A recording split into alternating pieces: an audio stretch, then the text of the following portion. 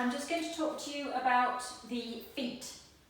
I'm just going to run over the end of the foot again, taking off what you can. Now, they tend to get build up of coat and matting between the toes. This really needs to come out. I mean, you can see her, it's a little bit pink in between her toes. With a white dog, or orange and white dog, you can see she's probably been licking it a bit because it gets a build up of sand and bits and bobs and debris. So you really need to take that out.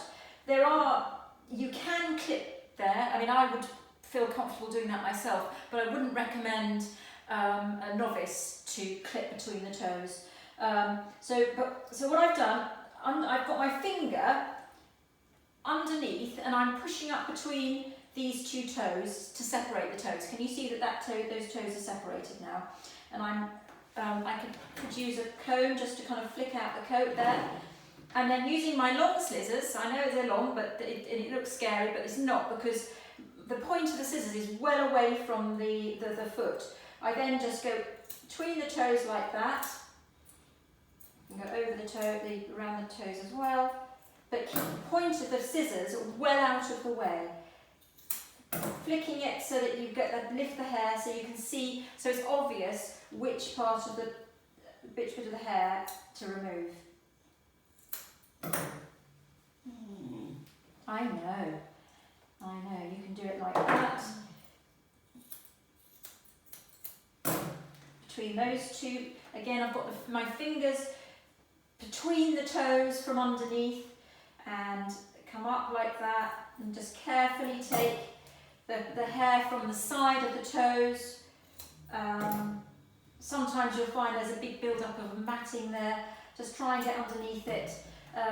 But I mean, don't worry too much. But if you can do it, it's a good idea, because certainly in the season when you've got all the seeds and grass seeds, that's where they tend to get stuck, and then they can work their way into the skin and up the leg, and that's when you will end up with you hear these awful stories about finding grass seeds further up the leg. So to avoid that, you keep that area clear. Now I'm just going to tidy this bit up here. I'm just going to lift the foot and just run down the inside. But now that leg looks,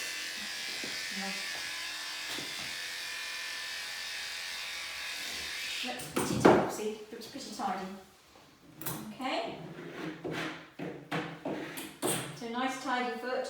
If you comb in reverse with your comb, and anything that's sticking out, just nip it off. But that's basically how you get a nice tidy leg.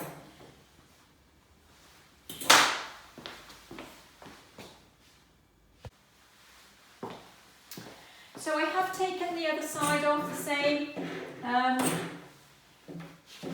In fact, I decided not to do anything different. So I'm just going to get rid of all this debris and work on this front foot. Again, just try and flick the coat out, try and keep her nose out. Got my finger between those toes. There's quite a lot there to come out. Point of the scissors well away.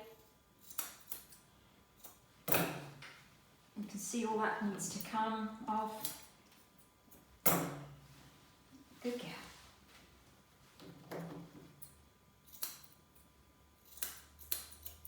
Be careful around the stop here.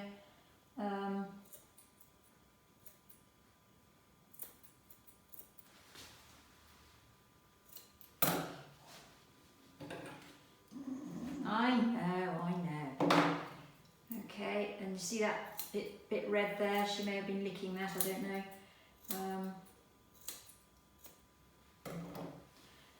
Fingers separating the toes from underneath.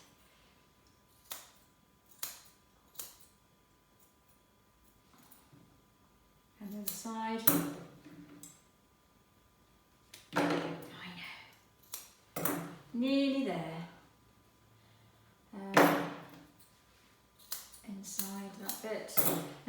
have a dew claw, that's always a bit fiddly.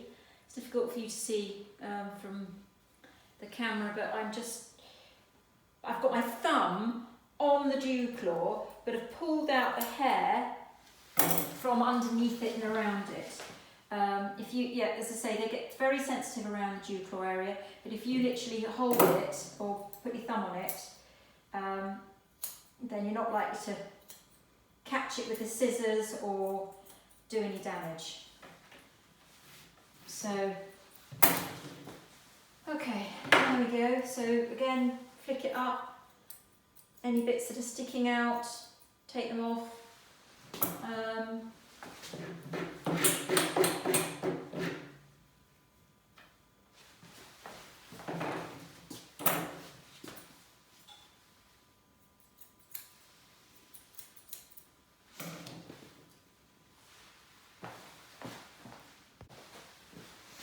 So I'm going to do this back foot,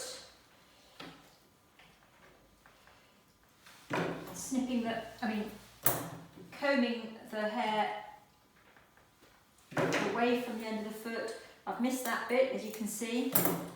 So just comb up the lower leg and snip off and tidy up bits that you've missed. Make it nice and neat and straight. So around the back of the foot, comb it up. You can see that. You see that the back of the pastern. You can make it nice and straight and neat.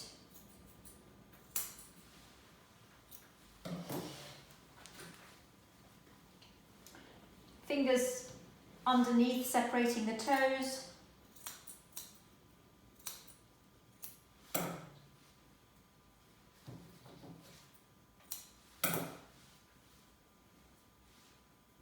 One thing I haven't talked about and is worth mentioning, and this goes back again to their behaviour and the Lagotto sort of resistance to grooming.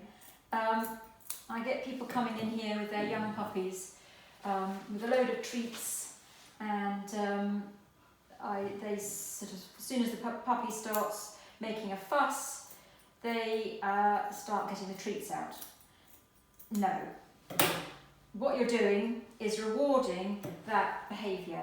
So the puppy then realises, oh, if I scream and shout and make a fuss and have a hissy fit, I get treated, I get the treat come out. So I'm afraid I don't allow treats. It just makes the dog stressed, and they can have a treat at the end, or they can have a treat if they've done something really good. If there's something they have a real issue with that you then manage to do and they manage to tolerate, yes, then give a treat, but not whilst they're reacting. It's because you're just training them to react. It's obvious, really. So I don't very often have treats. I do with puppies. Sometimes use, I like to use cream cheese out of tube when we do the head. Just the owner, just keeps the head, because obviously you have to be very careful with catching the eyes and things, just. So that's the only time I really encourage treats. So there you go, you've got 4 relatively neat feet, although I've just spotted a bit there. That little curl can come off. So that bit there. Keep looking through different angles for bits that you've missed.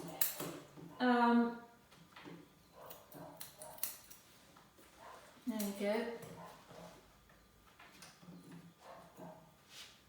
There. Good. So that's that.